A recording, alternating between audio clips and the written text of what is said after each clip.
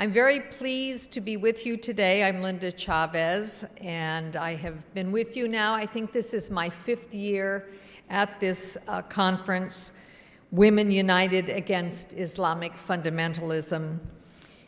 And I'm here to talk a little bit about not just the past, but the future. Yesterday in Iran, there were elections, or so-called elections, I should say, because these were a sham election of hand-picked delegates to the Assembly of Experts and to the National Assembly. It is interesting to note that in those elections, while many thousands of persons put themselves forth for election, fewer than 1/2 of the people who wished to participate were allowed to do so. And of the 86 seats for the Assembly of Experts, no woman was allowed to participate.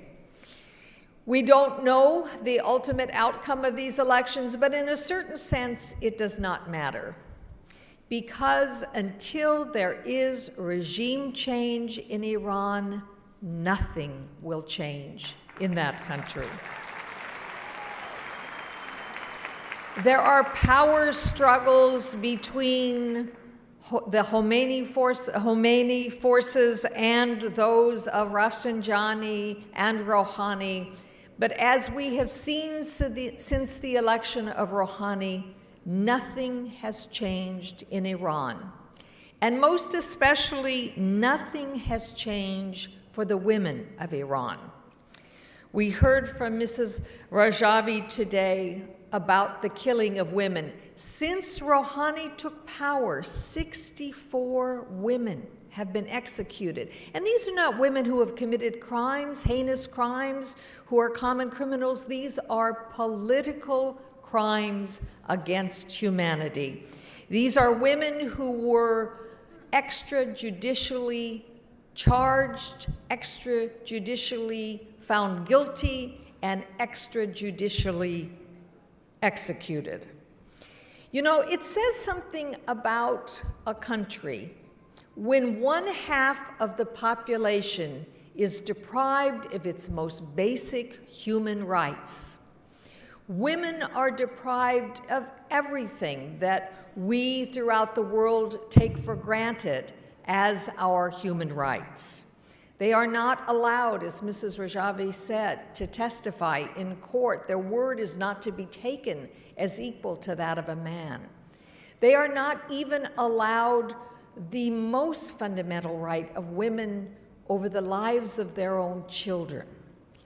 They are forced to cover themselves from head to toe as if they were the cause of sin, as if they were a challenge to the purity of men. What it says about the men in that country is that they are weak and that they ultimately have no power of self-control. This, I think, is one of the things that we find most disturbing. We also find that women in Iran are prevented from exercising anything like their own rights of self-determination. And that is why it is so inspiring to hear from a woman like Mrs. Rajavi when she talks about what is the fundamental role of change and what is the future of Iran. That future will never be determined by the mullahs who rule Iran today. It will only be determined when the people of Iran stand up, unite, and say an end. Enough to the repression, enough to the tyranny, enough to having put control of half of the population to turn them into chattel, to turn them into something that they are not. And I think we see today, looking out over this crowd, many of you who will in fact be the future of Iran. because it is not right that for nearly 4 decades now, a once great society, a once great culture is being ruled by people who want to put the population back into the medieval times. These are Islamofascists.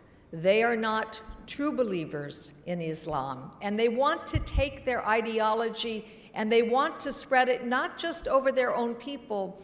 They are expansionist and wish, through gathering more weapons, through getting access to nuclear weapons, to take that ideology and to spread it throughout the world, not just the Middle East, not even just on the continent of Africa, but here in Europe, and indeed across the globe. We cannot let that happen. We cannot let this regime, which has persecuted, tortured, imprisoned, and killed its own people, to remain in power. And it is up to you and to President-elect Maryam Rajavi to bring about that change.